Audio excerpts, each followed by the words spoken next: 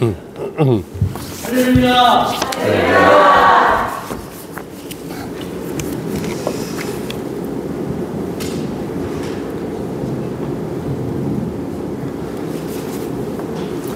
우리 박 목사님과는 그 협성대학교에서 이제 대학원에서 신학 공부하실 때 한 3년 같이 있었고, 그 다음에 최근에는 지난 한 4년, 5년 그 PhD 과정에 들어오셨는데, 그때 저하고 함께 많은 얘기를 나눴던 그런 목사님이십니다. 늘 저를 위해서 기도하고, 또 저도 그 목사님의 소중한 사역을 위해서 늘 기도하는데, 오늘 이렇게 초대해 주셔서 감사합니다. 말씀을 증거하게 하시고, 또 주님의 귀한 식탁을 여러분과 함께 나누게 돼서 매우 기쁘게 생각합니다. 우리 주님의 은혜가 여러분과 또 여러분의 가정, 여러분이 위해서 간절히 기도하는 모든 분들 위해 함께 하시기를 빕니다. 목사님이 오셔서 1년 동안 아주 간단하게 저부터 여기까지 온 한 3분 사이에 1년 동안 있었던 일들을 아주 제게 말씀해 주셨어요. 아마 1년 동안 목사님의 이곳에서의 사역이 목사님에게 굉장히 큰 기쁨을 가져다 준 것 같았습니다. 그래서 제게 교회에서 일어났던 즐거운 일들에 대해서 전 미리 와서 설교도 좀 보고 그래야 되는데 시간도 안 주고 교회 자랑만 하시는 바람에 제가 잘 읽어보지도 못하고 올라왔습니다. 하여튼 목사님께서 이렇게 귀한 사역을 여기서 하시는데 목사님과 여러분들이 함께 귀한 사랑의 공동체를 함께 만들어서 이 교회가 하나님께 늘 영광이 되고 또 교회의 소식을 듣는 주변의 모든 사람들에게 큰 기쁨이 되기를 바랍니다. 목사님께서 성찬 전문가라고 했는데 사실은 성찬 전문가는 성찬에 참여해서 은혜를 많이 받아서 마음에 큰 변화가 있으면 그게 전문가죠. 저야 성찬에 대해서 글 몇 개 읽은 것뿐이고 진짜 성찬 전문가는 바른 자세로 이곳에 나와서 주께서 약속하신 은혜를 충만히 받는 분이 가장 성찬을 잘 아는 분이라고 생각을 합니다.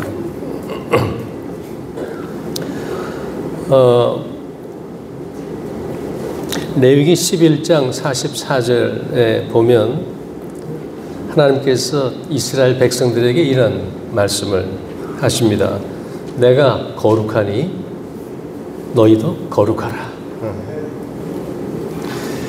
이 얘기는 하나님은 거룩하고 정하신 분이기 때문에 사람이 부정하거나 거룩하지 못한 채로 하나님 앞에 나설 수 없다는 얘기입니다. 성경에 보면 잘못 하나님 앞에 나아가거나 그러면 이제 죽게 됩니다. 부정한 것이 정한 것 앞에서 살아남을 수가 없기 때문입니다. 그래서 이스라엘 백성들에게 하나님 앞에 나올 때 철저하게 여러 준비를 시키는 규정들이 있습니다. 예를 들어서 출애굽기 19장에 보면 12절에 보면 하나님께서 이런 명령을 주십니다.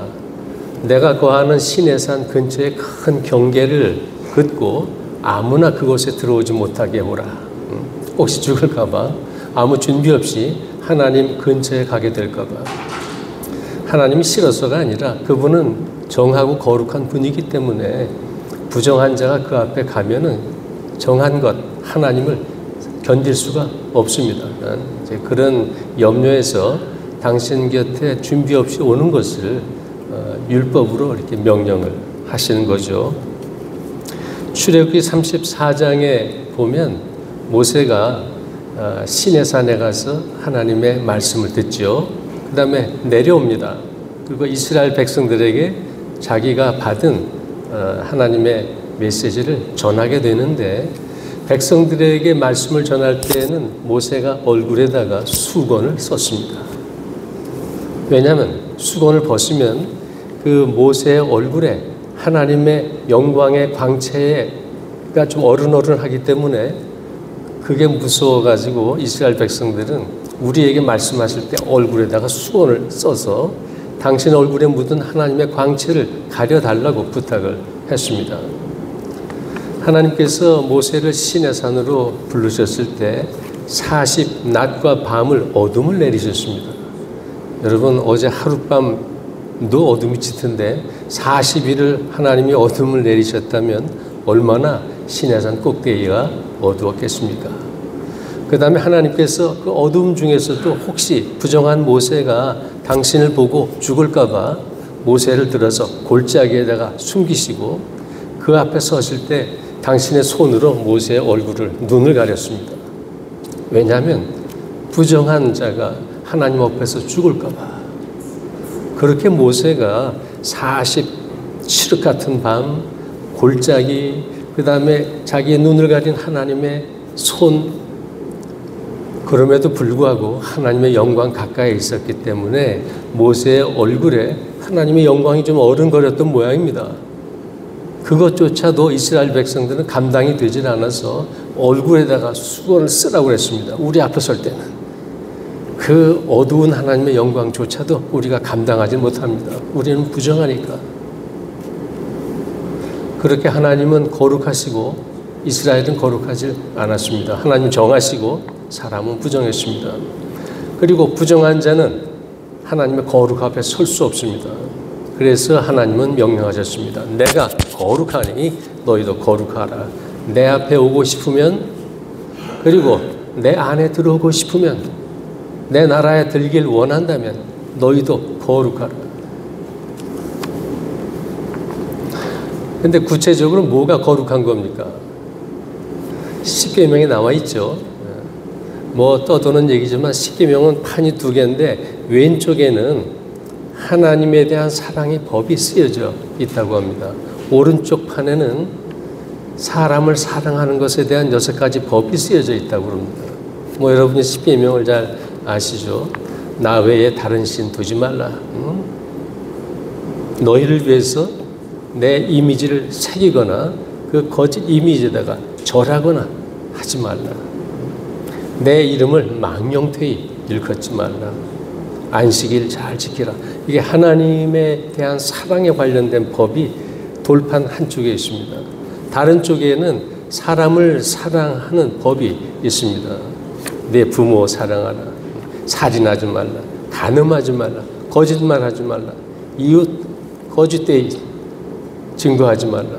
이웃의 것 무엇이든지 탐내지 말라. 그러니까 사람에 대한 사랑의 얘기입니다. 마태복음 22장에 보면 한 율법 학자가 예수님과 대화를 합니다. 이렇게 질문하죠. 가장 큰 계명이 뭡니까? 그러자 예수께서 말씀하셨습니다. 첫째, 내 마음을 다하고 목숨 다하고 뜻 다해서 하나님 사랑하라. 그리고 둘째, 내 이웃 내 몸처럼 사랑하라. 이것이 모든 예언과 율법의 핵심이니라. 이렇게 말씀하심으로써 예수님께서 십계명을 그냥 요약을 해주셨습니다. 십계명 거룩한 법이죠. 율법입니다. 따라서 여기 거룩하다고 하는 것은 사랑입니다. 내가 거룩하니 너희도 거룩하라. 이 얘기는 뭐냐면 내 본질이 사랑이니 너희도 사랑이여라 라는 뜻입니다. 나는 사랑이고 너희가 사랑이지 아니면 너희가 내 앞에서 부정한 것이고 거룩하지 못한 거다. 누구든지 내 앞에 서려거든 너희도 사랑이어야 된다. 나를 사랑하고 내 이웃을 사랑하라. 내 안에 그 사랑이 있느냐? 그럼 내 안에 설 수 있고 그 사랑으로서 본질이 사랑인 내 안에 들어올 수 있을 것이다.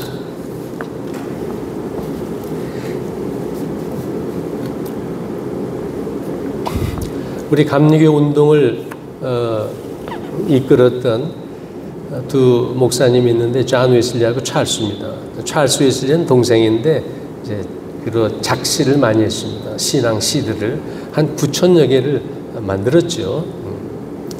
거기 보면은 이런 구절이 있습니다. 하나님 훗날 하나님께서 은혜로 나를 사랑으로 점점 변화시켜 주셔서 훗날 제가 사랑 자체이신 하나님 안에 사랑의 물방울로 제가 떨어지게 하옵소서. 당신 안에. 이렇게 간절히 자기의 소원을 이렇게 찬양 그 가사로 표현한 적이 있습니다. 내가 거룩하니 너희는 거룩하라. 내가 본성이 사랑이니 너희도 사랑이여라. 그래야 너희가 내가 누군지 알지. 내가 사랑인데 너희가 사랑하지 않으면 사랑이 뭔지 안다고. 사랑이 뭔지 안다고 사랑인 나를 네가 또 알겠느냐. 또 나를 즐거워할 것이냐.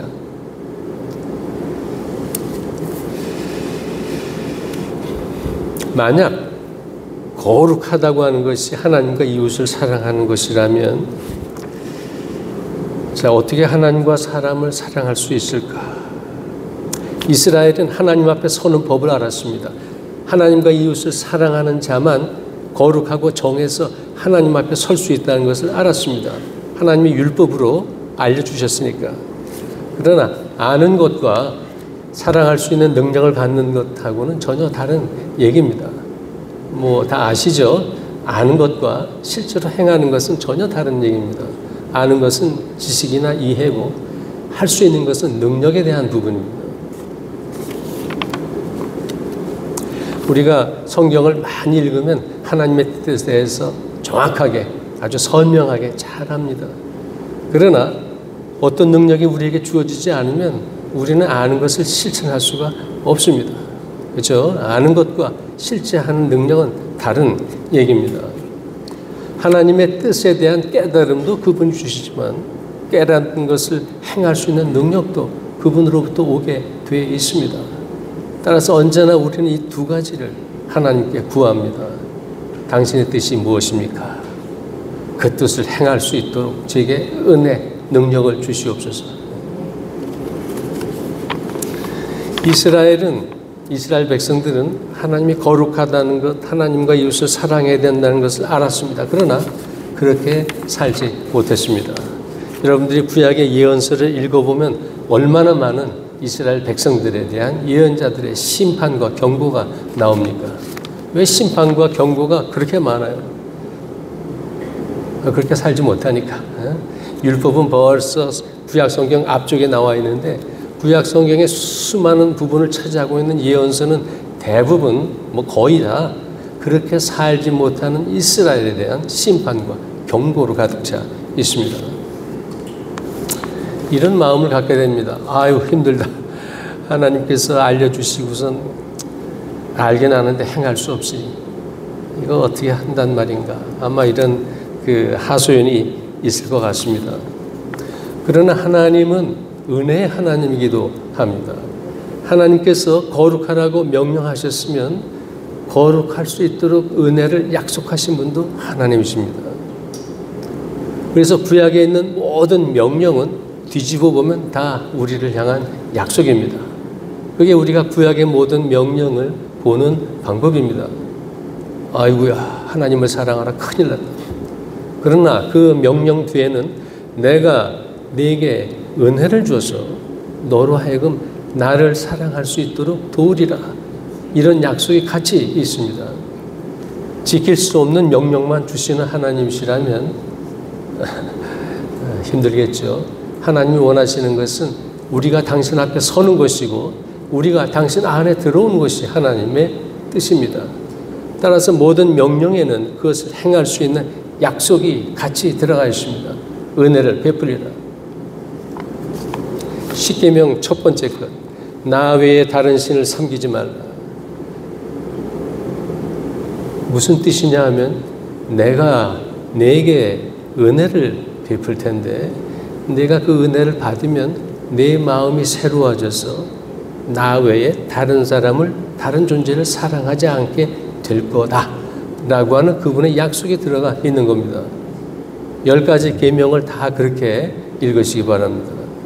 집에서 아침에 십계명 이렇게 읽으시면서 나 외에 다른 신을 두지 말라. 그 다음에 이어서 하나님 제게 은혜를 베푸시고 제 마음을 주장하사 이 법을 지킬 수 있게 하옵소서.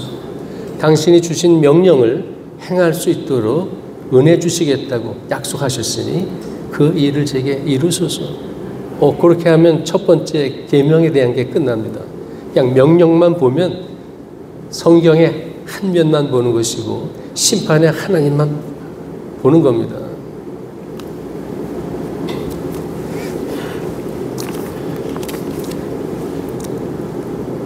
그리고 하나님께서는 예언자들을 통해서 그 은혜가 어떻게 주어질 것인지에 대해서 예언을 주셨습니다. 그게 바로 메시아입니다. 장차 내게 메시아 혹은 다른 이름이죠. 그리스도가 내게 주어질 텐데 그게 내가 너희에게 주는 은혜인데 누구든지 그를 받아들이면 그의 마음이 새로워져서 하나님과 이웃을 사랑하게 될 거다. 이게 그 메시아가 예언된 이유입니다. 하나님께서는 명령을 주셨고 이룰 수 있는 은혜를 주겠다고 약속하시고 그 다음에 메시아 그리스도를 우리에게 주셨습니다. 장차 그리스도 메시아가 너희에게 갈 텐데 은혜의 샘이다. 은혜의 샘이다. 너희가 거기서 먹고 마시면 너희가 능히 거룩해져서 내 앞에 설 뿐만이 아니라 내 나라에 들어올 것이고 나를 너희의 거처로 삼게 되리라. 하늘의 거처로 삼게 되리라. 따라서 구약에는 명령이 아니라 예수 그리스도 메시아에 대한 약속으로 가득 차 있습니다. 신약이라고 하는 것은 구약에 있는 메시아에 대한 약속이 이루어졌네. 우리가 그 메시아를 봤어. 그리스도를 봤어.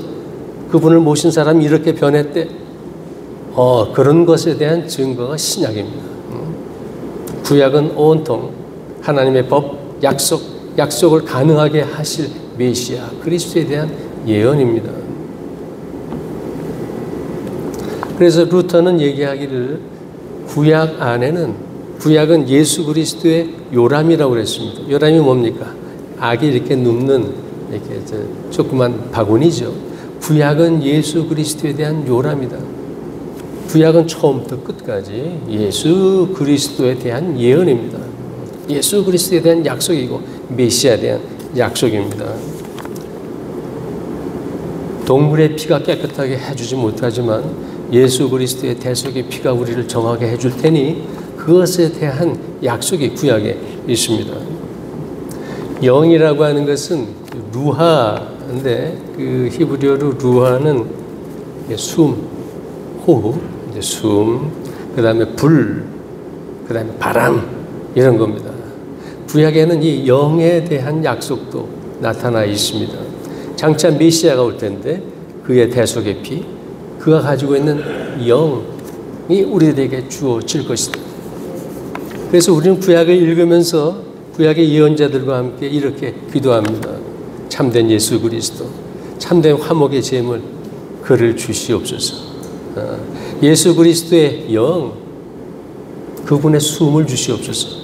그분이 내 삶을 숨쉬게 하시옵소서. 예수 그리스도의 영, 하늘로부터 오는 불, 그것을 내 영혼의 낮은 제단에 불 붙이시옵소서. 내가 하나님께서 받으실 만한 제물로 그 불에 의해서 타오르게 하옵소서. 아들의 영, 바람, 그것을 제게 주시옵소서.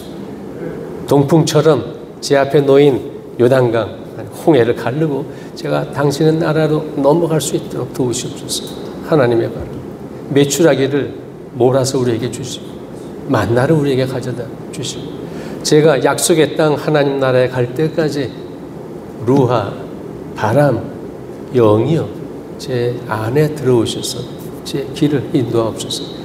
이것이 우리가 구약을 읽으면서 하나님이 우리에게 주신 약속입니다. 메시아, 그리스도, 그분 안에 있는 대속의 피와 그분의 영, 이것이 구약에서 전해져 내려오는 예언입니다. 오늘 본문 28절에 25절에 보면 예루살렘에 시므온이라는 사람이 있었습니다. 시므온은 이름 뜻이 듣는다라는 뜻입니다. 듣는다. 아마 하나님의 그 예언의 소리, 율법과 예언의 약속의 소리를 아마 늘 듣고 기다렸던 사람인 것 같아요. 예루살렘에 시몬이라는 자가 있었다. 근데 이 시몬은 항상 성전에 나가서 이스라엘 백성들에게 주어질 위로를 기다리던 자다. 여기서 위로라고 하는 것은 구원이고 혹은 메시아를 뜻합니다. 언제나 성전에 나가서 메시아, 그리스도, 은혜의 샘, 대속의 피와 영을 가진 그리스도를 기다리던 자였다. 26절에 보면 이 시몬이 성령을 통해서 이런 메시지를 받습니다. 내가 그리스도를 보기 전에는, 내가 기다리던 메시아를 보기 전에는 내가 죽지 않으리라. 아마 나이가 많았던 것 같아요. 평생 동안 그리스도를 기다리던 사람이었습니다. 성전에서 메시아를. 27절에 보면 이 시몬이 성령의 감동으로 성전에 들어갈 때 거기서 그는 한 아기를 데리고 나온 부부를 만나게 됩니다. 남자 이름은 요셉, 엄마 이름은 마리아, 그리고 그가 데리고 있었던 40일 되는 아기는 예수 그리스도입니다. 그가 누군지 아무도 모릅니다. 그가 메시아인지 그런 거 몰라요. 왔습니다. 관례에 따라서, 관습에 따라서 나왔습니다. 이스라엘 그 정결법에 따르면 여자가 남자아이를 낳으면 40일 동안 몸이 제의적으로 부정합니다. 그래서 그동안은 어떤 종교적인 행사에 나오지 못해요. 그러나 40일이 되면 그 남자아이를 하나님께 봉헌도 하고 그 다음에 자기가 정하다는 것을 정하게 되기 위해서 성전에서 제물을 드려야 됩니다. 그래서 이 마리아와 요셉은 예수가 40일 됐을 때 예수도 봉헌하고 또 마리아의 부정을 씻기 위해서 성전에 제물을 드리러 나왔습니다. 시므온이 늘 성전에서 평생을 그리스도 메시아를 기다려 왔는데 그날 시몬이 성령의 감동으로 성전에 들어갔다가 그 아이를 만나게 됩니다. 아무도 관심을 주지 않는 아이인데 시므온은 성령의 감동으로 그 아이에게 갑니다. 그리고 28절에 보면 이 나이 많은 시므온이 마음이 감동이 돼서 그 아이를 안아서 자기 품에 안고 감사함으로 하나님에게 말씀하기를, 하나님 이제 말씀하신 대로 종을 평안히 놓아주시는도다. 제가 평생 그리스도를 기다렸고 죽을 날도 얼마 남지 않았는데 주께서 은혜를 허락하사 이제 내가 죽어도 편안하게 죽게 하셨도다. 왜냐하면 지금 내 눈이 주의 구원을 보았사오니. 그 아기 예수를 이렇게 쳐다보고 그 늙은 시므온이 하는 얘기입니다. 하나님 감사합니다. 제가 메시아를 받습니다. 제 구원을 받습니다. 제 구원을 제 눈으로 보고 제 품에 안고 있습니다.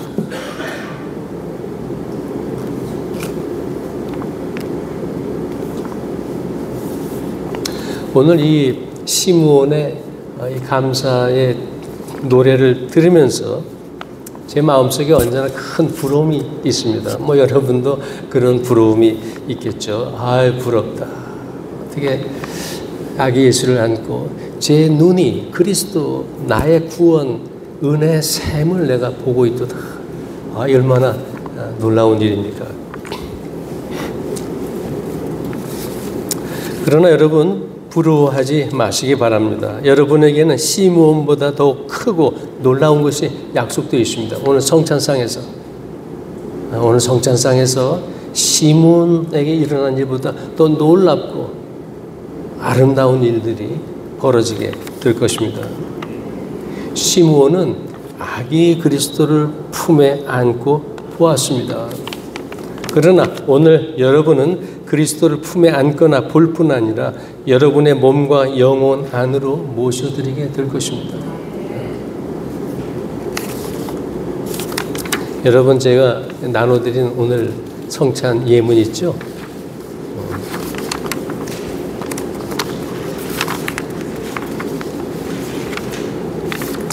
성찬 예분 2번에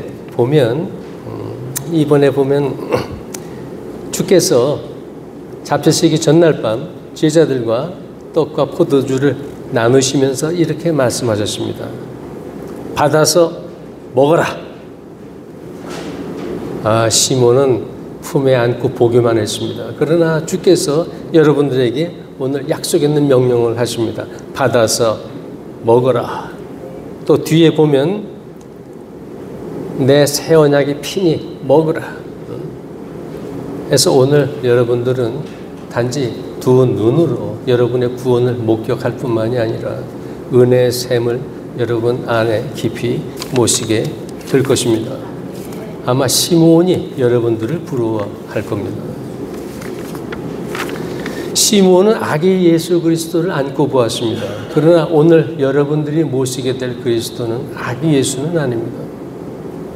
33년 순종하여 십자가에서 돌아가시고 대속의 피를 뿌리신 분, 그 다음에 부활하신 첫날 다락방을 찾아가서 제자들에게 숨을 후 불어넣으시면서 받으라, 내 영을 받으라.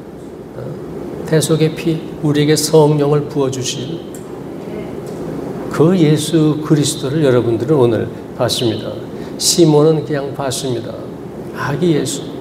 그러나 여러분들은 다 살고 대속의 죽음을 죽고 우리에게 성령을 내어주셨던 그분을 오늘 봤습니다. 시므온은 보았을 뿐입니다. 그러나 오늘 여러분들은 유익을 받게 될 것입니다. 여러분이 어떤 유익을 받습니까? 오늘 떡과 포도주가 예수의 몸과 피 자체는 아닙니다. 그분은 지금도 아버지 보좌 우편에서 우리를 위해서 구하고 계십니다. 지금도 오늘 새벽 기도 때도 여러분들이 교회 신앙생활 시작하기 전에도 우리가 다 세상을 떠난 후에도 재림하실 때까지 부활하셔서 승천한 이후 아버지 보좌 우편에서 당신의 대속의 피를 가지고 아버지 하나님께 여러분을 위해서 구하고 계십니다. 그게 예수께서 지금 계신 위치입니다. 여러분이 먹고 마실 때 우리들은 예수께서 아버지 앞에 우리를 위해서 사놓으신 은혜를 받게 될 것입니다. 뭐냐 하면 예수 그리스도의 대속의 피가 우리의 영혼에 뿌려지게 될 것입니다. 또 예수 그리스도의 영이 우리 안에 깊이 들어오게 될 것입니다. 이것이 성찬을 통해서 주께서 약속하신 겁니다. 여러분들이 기대해야 될 것이 그겁니다.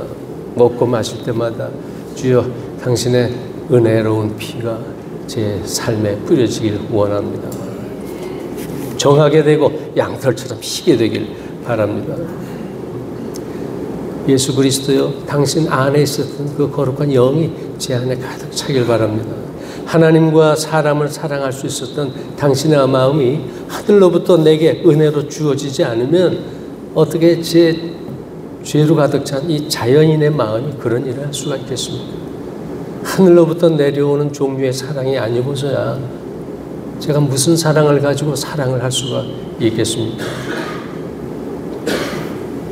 여러분들은 예수 그리스도의 피, 그 다음에 예수 안에 있었던 마음을 은혜의 선물로 오늘 받게 될 것입니다.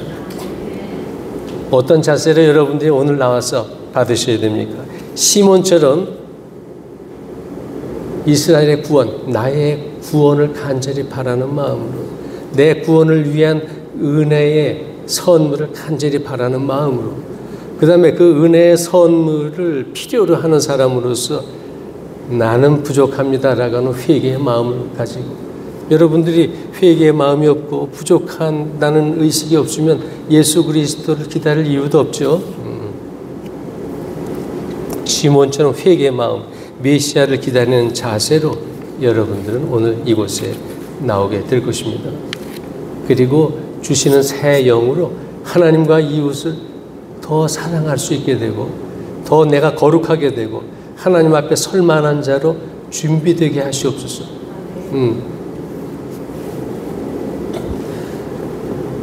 오늘 이 성찬 초대사에 보면 그렇게 나와 있습니다. 누구를 초대합니까? 진심으로 회개하고, 초대사 1번에 있죠. 진심으로 회개하고 예수 그리스도를 믿음으로 받아들임으로 오늘 모심으로 힘을 받아서 사랑의 거룩한 삶을 살기 원하는 모든 분들을 그런 분들만 이 은혜의 자리에 초대합니다. 뭐 구별하는 거 없습니다. 구별하는 게 있는 것이 아니라 바른 자세를 여기다 적고 있습니다. 누가 초대받았습니까? 회개하고 예수 그리스도 그 은혜의 샘을 오늘 받아들여서 하나님과 이웃을 사랑할 수 있게 되고 내가 하나님 앞에 거룩한 자로 설 수 있기를 간절히 원하는 자들은 이곳에 나와서 약속된 은혜를 받으시기 바랍니다. 이게 초대사입니다. 그 다음에 여러분들이 성찬할 때마다 나오기 전에 한 1분 동안 통성기도 하죠. 회개합니다. 그렇죠? 회개하고 간절히 은혜 받기를 간절히 구합니다. 이 떡과 포도주를 먹을 때 예비된 약속된 은혜를 받기를 간절히 원합니다. 그래서 나오기 전에 먹고 마시기 전에 여러분들이 회개와 간구를 이제 하는 겁니다. 하나만 더 여러분이 받을 때 여러분들은 뭐라고 대답하면서 받습니까? 그리스도의 몸 그러면 아멘. 함께 한번 해보시죠. 아멘. 아멘은 그렇게 되길 바랍니다 라는 뜻입니다. 하나님 당신께서 우리에게 약속하시고 선물을 여기서 주시겠다고 했는데 당신의 뜻대로 되길 바랍니다. 당신의 뜻대로 은혜 저희에게 주시옵소서. 아멘. 아마 그러면 여러분들 안에 죄사함 그 다음에 성령으로 인해서 더욱 사랑할 수 있는 마음이 생기고 여러분이 하나님 앞에 설 수 있는 자로 점점 더 준비되어져 갈 것이고 훗날 그분이 재림하시고 심판 후에 오른쪽 왼쪽을 나누시고 당신의 혼인잔치에 들어갈 사람을 구할 때 아마 여러분들은 예비돼서 준비돼서 그 자리에 가게 될 것입니다. 성찬은 그것을 위해 은혜를 받는 자리입니다. 예수 그리스도의 피, 예수 그리스도 안에 있었던 마음, 거룩한 그리스도여 성령을 받는 자리입니다.